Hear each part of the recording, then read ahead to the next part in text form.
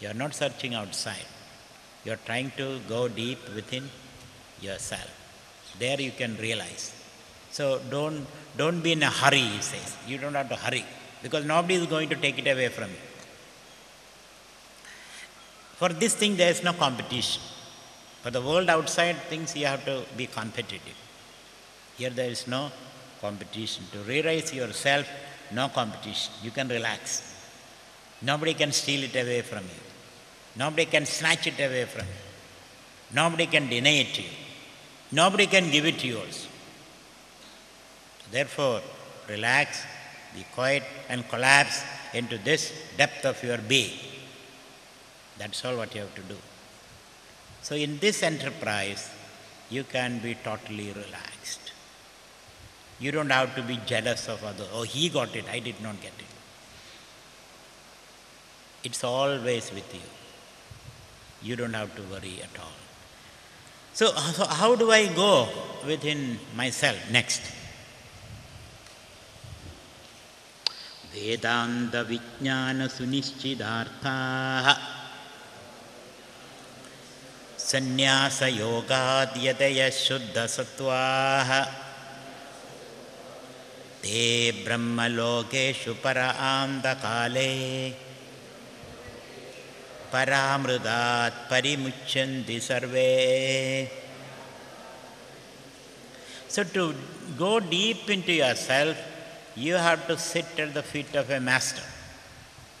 In his environment, you become relaxed. You can put down all your defenses. You can remove all your mask. And you can own up who you are. So move into the ambience of a master and listen to his words. And Vedanta Vijnana Sunishchidartha. And you must come to realize Sunishchidartham, the clear and ambiguous meaning of the words of Vedanta. The Upanishad, like Tattvamasi, or Aham Brahmasmi, or Ayam Atma Brahma, or such Sarvam Khalvidam Brahma, these kind of words, sentences, equations of the Master. So listen to the words of Vedanta. Vedanta, Vijnana. So the knowledge given by the words of Vedanta uttered by an experienced master, and have the unambiguous understanding of those words. So the teacher says, Tattvamasi, you are that. So what happens? If I am that, how is that? If I am that, how is that? Think about it. And the master will give you a methodology of reaching inside. So Vedanta Vijnana. So Vedanta Vijnana means Tattvamasi, such statements. Aham Brahmasmi, Tattvamasi, Ayam Atma Brahma, Prajnanam Brahma, these kind of words. Or Sarvam Khalu Idam Brahma. So those kind of statement one has to reflect. So Vedanta Vijnana Sunishchidartha. And you need a clear understanding of the words without any doubt.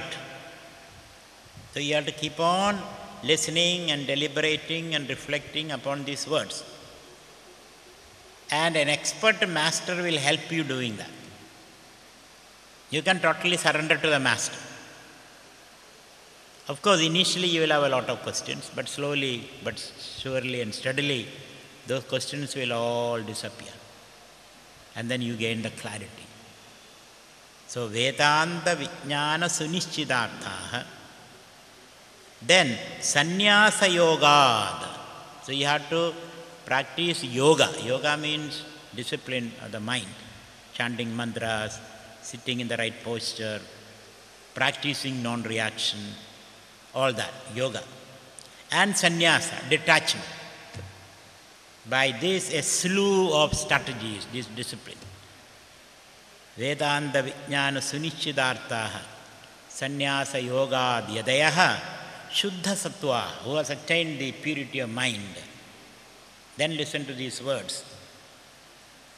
Te, those people, Brahmalogeshu Parandakale. Such people, Parandakale. Parandam means supreme depth. Anda means ordinary depth. Andha ho gaya. Ordinary death means the Sthula Sharira Bhangam, that is ordinary death. Which as a result of your karmas you will go through that. But there is a disintegration of the ego itself, ignorance itself, which is called Parantaka. So by listening to the Master's words, you undergo certain cerebral changes. Your whole body, mind undergoes certain molecular, cellular changes by the words. Because according to Vedanta, your whole system, especially your brain, which controls the whole system, is made up of words. That's why children growing up, children will keep asking questions. What, where, how, when, etc. When these questions are asked, you have to respond. Otherwise, the brain will be deprived of its food. Brain's food is words. When you utter these words, the brain creates synaptical connection. Brain is scripting inside. Inscriptions happen in the brain. That's how you become alive to the world.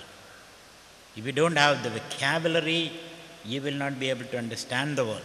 You may see certain things, but nothing is registered. To register things in the mind, you have to have the words. The words have to be connected with the images. Then alone thoughts are possible.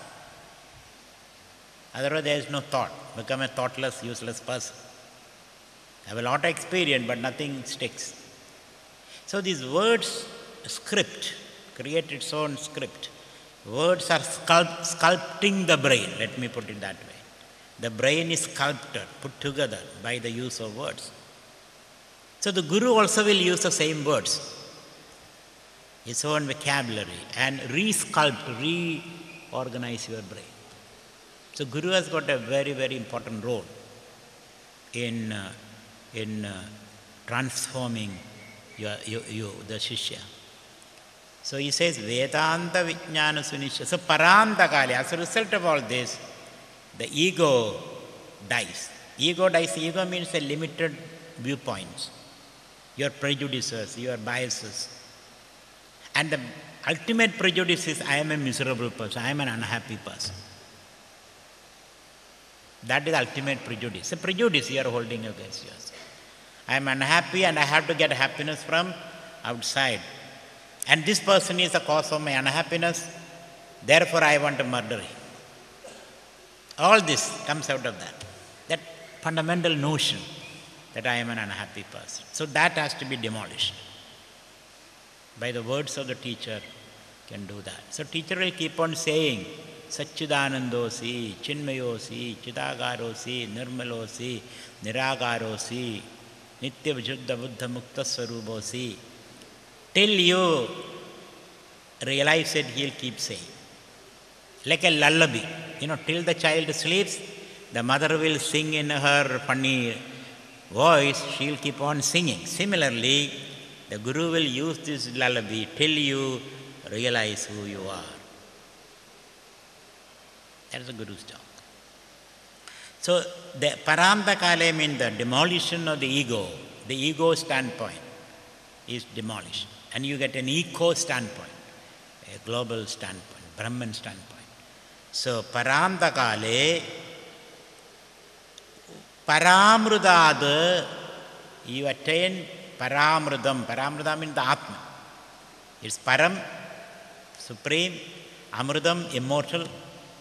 You realize the Atman, and then Parimuchandi, you are finally liberated. Liberated means you become naturally happy. The definition of liberation Vedanta is your natural happiness is attained. When you are a happy person, you are liberated. You are an unhappy person, you are bound. And happiness is bondage. Happiness is liberation. That is the true meaning of Swaraj. Gandhi's definition of Swaraj. Discover your inner happiness. Swasmin rajade idi swarat. Tasya bhavam swaraj. You have to remain in yourself. then you become a Swarat. Samrat means controlling others. Swarat means controlling oneself.